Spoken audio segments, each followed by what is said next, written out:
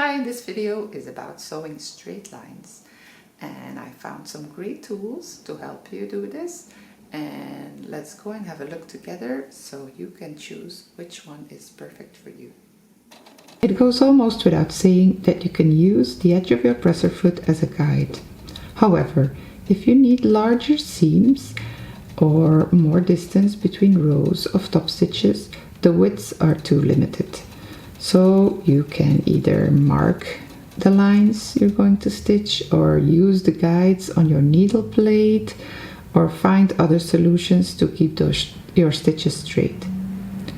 For seams, some people put an elastic around their machine arm and align their edge next to it, or even use painter's tape. But you can also purchase one of these tools I will show you in this post. The first one is a magnetic seam guide. For metal sewing machines or machines with a metal throat plate, like mine, you can place this little tool wherever you want it and easily move it or remove it if you need to. It will help you keep a uniform width. You just line your fabric edge against the magnetic seam guide and you sew. This tool won't work for top stitching, but most of the 8 presser feet I will show you will help for this. So let's start with number 6, the straight stitch foot. This one. It has some little markings here on the right, one at 1/16 of an inch, 1/8 of an inch, 3/16 of an inch, and if you use the whole foot and the edge here, you have 1/4 of an inch. It slides easily over multiple layers of fabric because of the shape, and it's a rather slim foot. Then we have the edge joining foot, number 27. It has a blade or a guide in the middle. Your needle drop point is just behind the blade if you put it in the center position, and if you put it in the left position, you can edge stitch. If you put it in a center position, you can stitch in a ditch or in a crease, and the guide will keep you in that crease. Very popular foot.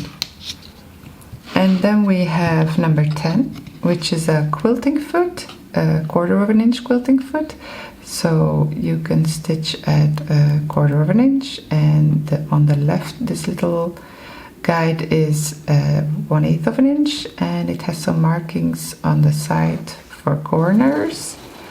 The number 17 is also 1/4 of an inch quilting foot, but with a guide. So this one gives you more control if you stitch on the edge.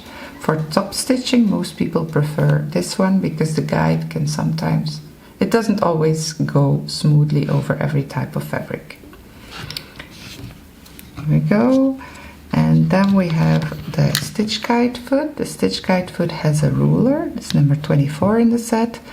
A ruler on the right with markings, so you can go from edge stitching to some wider seams or wider top stitches, and it goes from 1/16 of an inch to 7/8 of an inch.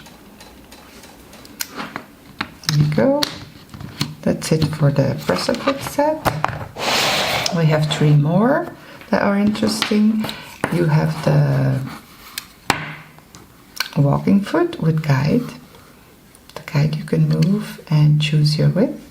It is used for quilting mainly, and a walking foot is interesting because it has these top feed dogs, so it moves the top and the bottom fabric at the same pace.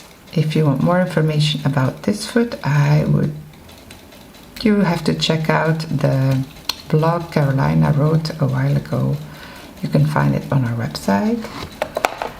And then there is a border guide foot, which is a clear foot with some red markings. It is made for top stitching, and you just have to line up your stitches here with the red markings or between the markings, and you can stitch parallel rows very easily.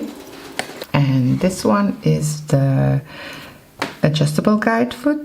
Just like the stitch guide foot, it has a ruler on the right with some markings on it, and on top of the ruler it has this guide that you can click to the size you want, and that gives more control if you're stitching on the edge. If you're top stitching, I would advise to use the stitch guide foot.